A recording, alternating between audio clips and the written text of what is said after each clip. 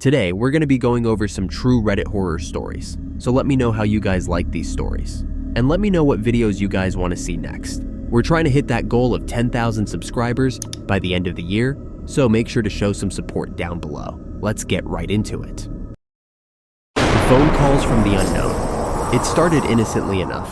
I was home alone one night, scrolling through social media, when my phone buzzed with a call from an unknown number. I almost ignored it, but out of curiosity, I picked up. "Hello?" I said, my voice shaking slightly. Silence, just a heavy breathing on the other end. I hung up, dismissing it as a prank call. But then it happened again the next night, and the next. Each time I answered, and each time it was the same eerie breathing. No words, no sounds, just the sensation of someone, something on the other end. I tried to ignore it, but dread crept in. I Googled the number, but nothing came up. I considered blocking it, but something compelled me to keep answering. I wanted to confront whatever it was, to demand an explanation. One night, I finally gathered enough courage. I answered and shouted, "Who are you? What do you want?" The breathing stopped. A moment passed, and then a voice, a low, distorted whisper, slithered through the phone. "I'm watching you." My heart dropped. I felt my skin crawl. I slammed the phone down, hyperventilating. I couldn't shake the feeling of being watched. I bolted every door and turned off all the lights, hoping to hide from whatever was tormenting me. Days passed without any more calls, but the paranoia lingered. I convinced myself it was over until one evening, as I was watching TV, I got a knock on the door. My heart raced. I peeked through the peephole, but saw no one. I hesitated, then called out, "Who is it?" Silence. My mind raced through possibilities. I convinced myself it was just my imagination. I sat back down, trying to focus on the show. But then my phone buzzed again.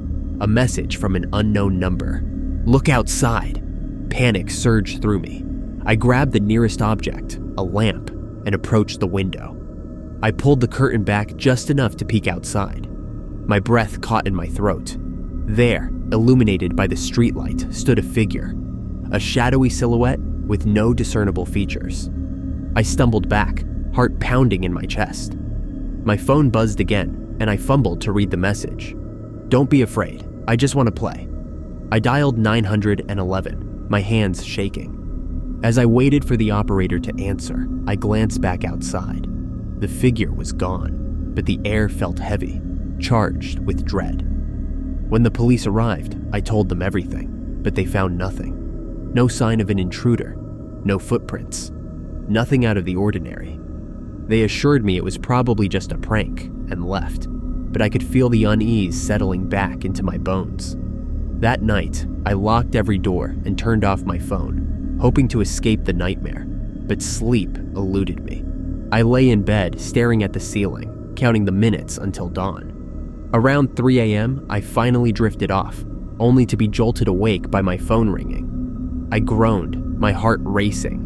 I glanced at the screen. It was that same unknown number. Against my better judgment, I answered. "Hello?" A chilling laugh echoed through the speaker, sending ice through my veins. "You can't hide from me, I'm always watching." The line went dead. My heart raced as I tried to make sense of what was happening. I threw the phone across the room, and it shattered against the wall. That's when I heard it. A soft tapping coming from my window. I couldn't breathe. The sound was steady, rhythmic, like a heartbeat. I couldn't take it anymore. I grabbed my keys and rushed out of the house, not stopping until I reached my neighbor's porch. I banged on the door, shouting for help. They let me in, confused and worried, but I couldn't explain. I just sat there, trembling, waiting for dawn to break. As the sun rose, I felt a sense of relief wash over me. I thought maybe I had escaped whatever nightmare had come to torment me. But when I got home, the door was wide open. Inside, everything was untouched, except for my shattered phone lying on the floor, and next to it, a single note written in a shaky hand. "You can't escape me." Apartment 74. Today, I'm moving into a student residence. For the first time, I'm leaving my family home. The thought fills me with both excitement and a touch of nervousness. My boyfriend came along to help me unpack. The apartment, located on the second floor, is small but functional. It offers me a first taste of independence. As we carry boxes, a strange smell catches our attention, seemingly drifting from the stairwell. We exchange a glance but choose to ignore it, opting instead to take the elevator. As the days pass, something keeps me from settling into this new space. Despite my boyfriend's reassuring presence, the apartment remains oddly cold, impersonal. Nights are especially unsettling. Strange noises echo from the floor above. A low rumble, sometimes the creak of wood. We dismiss it, attributing it to the old building's quirks. Then, one night, while we're comfortably settled on the couch, watching my boyfriend's favorite movie, Forrest Gump, my phone vibrates. A message appears on the screen from an unknown number. Leave apartment 74. I frown. I live in apartment 47. Assuming it's just a mistake, I decide to ignore the message and keep it from my boyfriend. But as the night wears on, the noises from above grow more persistent, almost invasive. There's banging against the walls, the scraping of furniture being dragged across the floor. Each sound draws nearer, becoming more intense, until it's almost unbearable. Finally, on edge, I suggest we go check it out. My boyfriend nods, equally disturbed by the relentless noise. When we step out, we find that the elevator we used earlier is now out of order. A sense of unease washes over me. We have no choice but to take the stairs. The strange odor we noticed during the move still lingers, now stronger and more nauseating. As we ascend, the noises abruptly stop, leaving us in an oppressive silence. We pass a few older residents who seem curious about our presence. When I ask if these sounds are common, they shake their heads, puzzled. They vaguely mention that previous tenants had also complained about noises from apartment 74. My stomach tightens. The memory of the anonymous message resurfaces, sending a cold shiver down my spine. My boyfriend, sensing my discomfort, suggests we go back. Once inside our apartment, I give in and show him the message. He reads it, his brow furrowed, but before he can respond, my phone vibrates again. Another notification. I'm watching you. My breath catches. Who could be sending these messages? A bad prank, maybe? My boyfriend tries to calm me, but I can see the uncertainty in his eyes. He suggests we go to apartment 74 in the morning to clear things up.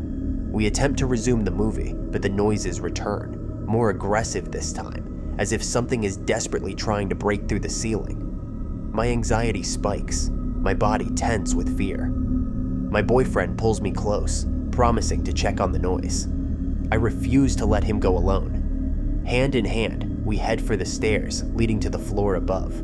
The smell now is nearly unbearable, a rancid, damp stench that seems to seep from the walls themselves. Each step brings us closer to something undefined, something we dread to discover. Halfway up, my phone vibrates again. Go back down. The message is simple, yet it chills me to the core. I stop, my heart pounding in my chest. We exchange a look, unsure. My boyfriend tries to reassure me, but I can see the worry etched on his face.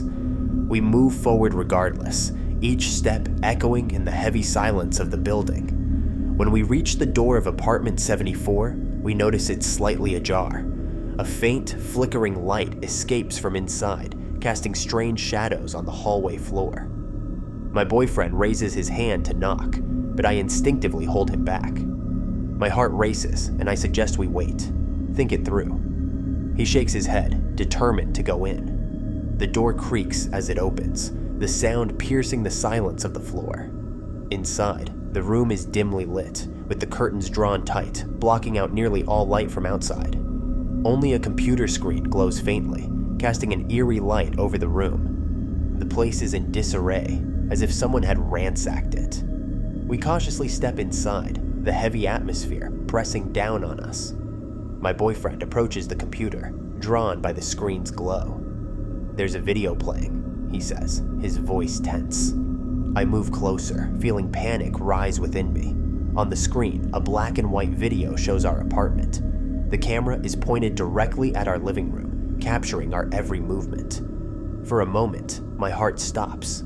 The scene is surreal, beyond comprehension. My boyfriend begins to speak, but but his words fade as another message appears on my phone. You shouldn't have come here. You shouldn't. The apartment door slams shut behind us with a loud bang, shattering the oppressive silence. We rush to the door, but it's locked. The handle refuses to turn, as if an invisible force is keeping us inside. Suddenly, slow, heavy footsteps echo in the hallway, drawing closer. Each step sounds nearer, more menacing. My boyfriend signals for me to find another way out. We frantically search the apartment, but the windows are sealed tight, and no other exit is visible.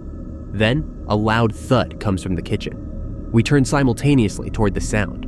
On the counter, an unfamiliar cell phone vibrates, displaying one final message: look behind you. The light suddenly goes out, plunging the apartment into total darkness. And in that blackness, a barely audible whisper reaches our ears: you won't leave here.